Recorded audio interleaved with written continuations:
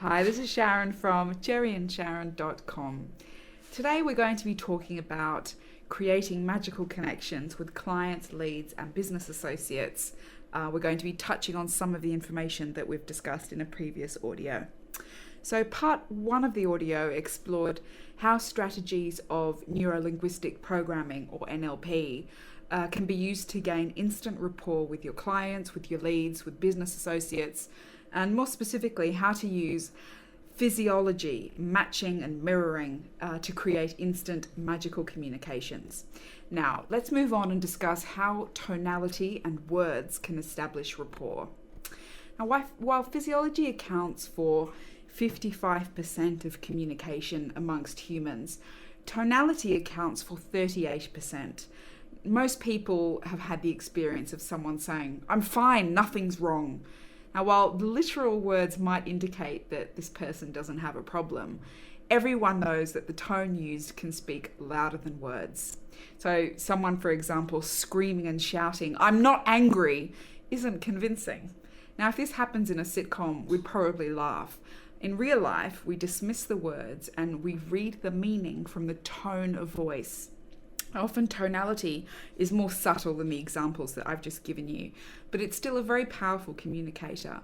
So boredom, excitement, anger, melancholy, disbelief, curiosity, enthusiasm, honesty are more often communicated through your tone rather than through the actual words that you're using. Now, what do you wish to communicate to your clients, to your leads, to your business associates? Now, think about it and make your tonality appropriate. Many people do business exclusively over the phone. Now, when you talk on the phone, it's absolutely crucial that you remain aware of your tonality. In a phone conversation, both people are communicating via their tonality, often unconsciously. So don't leave your tonality to chance. For example, your enthusiasm, charm, friendliness, and as well as boredom, depression, and annoyance are communicated through sound more than through your words. So when we're talking about tonality, we really mean tone. So your pitch, is it high, is it low? Your tempo, which means your speed. Are you speaking fast or slow? Your timbre, which means the quality of your voice. Are you speaking clearly, raspily? And then your volume, so how loud or how soft you are. Now, if you're talking to someone who has a high-pitched voice, you should raise your pitch a little. So like matching and mirroring physically, you don't want to imitate or mimic people. Don't be overly dramatic. You need to be subtle and match the last few words that someone says. Speed is also important. People who talk fast are often impatient with people who speak more slowly, and people who speak at a slow speed are often very turned off by people who speak, in their own words, too quickly. They can't understand what someone's saying if they speak too rapidly. Now, for someone who naturally speaks fast, slower speaking people seem to take forever to spit something out, and that can be quite annoying. So for someone who naturally speaks slowly, the faster talker seems hyper and insincere. If you think about the cliche, fast-talking city slicker, that really captures this idea. So notice timbre and volume. Volume of voice can be very effective with someone who's angry, for example. A few years ago, I unwittingly angered another colleague at work, and as he became more and more angry at me, his voice grew louder and louder. And I kept my voice low and soft, believing that this would calm him down. Now, I watched rather mystified as he grew more and more angry as I controlled my voice, trying to sound calm and in control. If someone is angry, try matching the volume of their voice without matching the anger. Now, it might feel strange, but matching that volume actually creates rapport. There is one other thing to keep in mind for phone rapport. If you're the person calling, you set the pace for the phone call. So if you have high energy, excitement, enthusiasm, you'll put the person on the other end of the line into a better mood. And you can maintain the energy, the excitement, and the enthusiasm while matching the tone, the timbre, and the volume. This was modeled for me about a year ago. I wasn't feeling very good and was rather down in the dumps, and I phoned a business.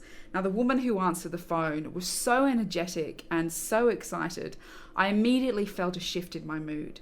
And when I hung up, I really felt that I was in a better mood. Now, a few weeks later, when I met this woman, I was predisposed to liking her because she'd immediately established rapport with me. Use your physiology to get you in an enthusiastic mood. Sit up, straighten up, smile and tell yourself that you're excited, and then dial your number. Let's move on to talking about words. Now, words may only account for 7% of our communication, but it's a really important 7% and a much more complex way of establishing rapport.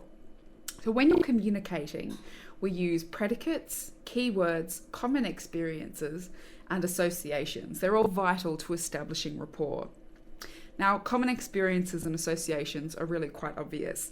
These areas are often the basis of friendships and business associations. Now, it goes without saying that establishing a common bond with a client, a lead, or a business associate is good business, and be honest when you're doing this.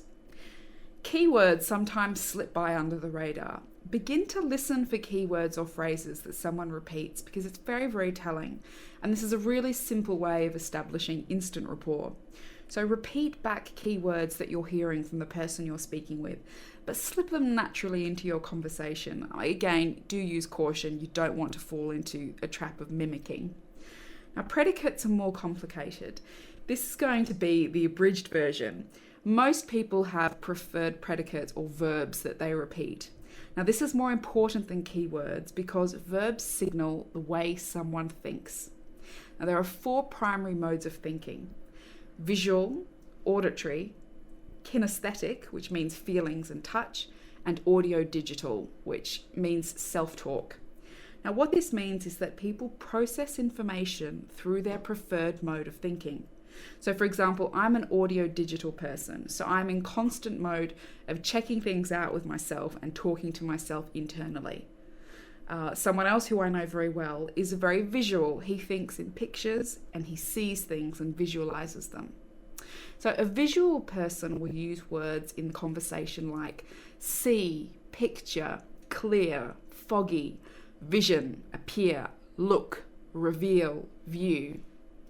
And that will lead you to understand that they're a visual person. A person who's primarily auditory is someone who will use words like hear, clear as a bell, that rings true, harmonize, resonate, tune in, tune out.